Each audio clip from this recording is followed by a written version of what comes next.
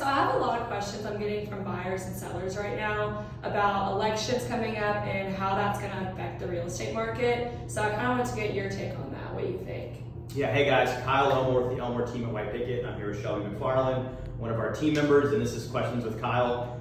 So it's a great question, Shelby. It's probably on a lot of people's minds. We're in an election year. Last election year was weird because of COVID and everything that was going on. Yeah. So people are wondering, like, what is going to happen? There's been a lot of talk about interest rates in an election year, and then what's going to happen to home prices after. Should people wait until after the election? So it's a great question. Right. So a couple things that we know factually is that in an election year, home sales typically slow down, but just in November.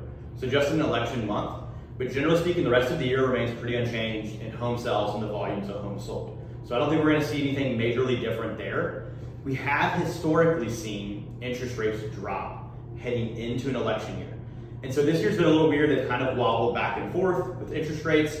So I would anticipate maybe some slight drops as we head into the summer, and now that we're into summer, into fall. Yeah. And that's been true in every year except for Obama's re-election year.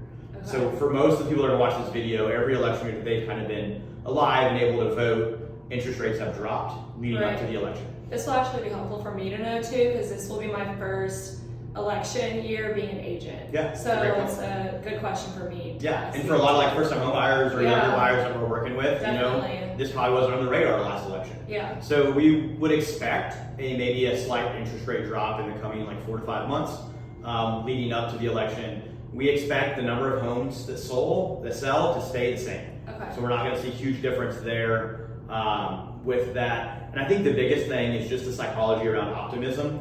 You know, politics are very divisive. So people are either going to be really happy or really upset come November. But I think that typically wanes and life usually wins out. And people are going to still move. They're still going to list their home. They're going to have, like I always talk about here with the team, life events usually drive real estate purchases.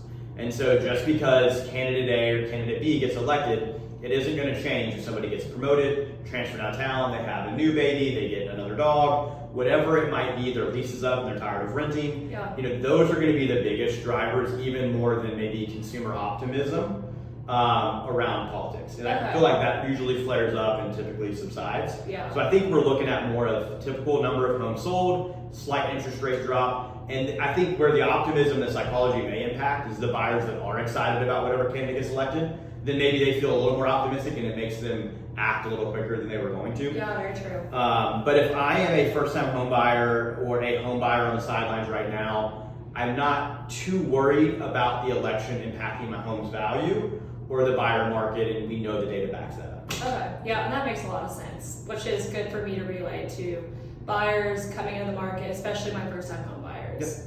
Yeah. Guys, if you have other questions about buying or selling a home in the dynamic housing market that Louisville presents, hit Shelby right up. We'd be happy to answer your questions and see if we can help you out.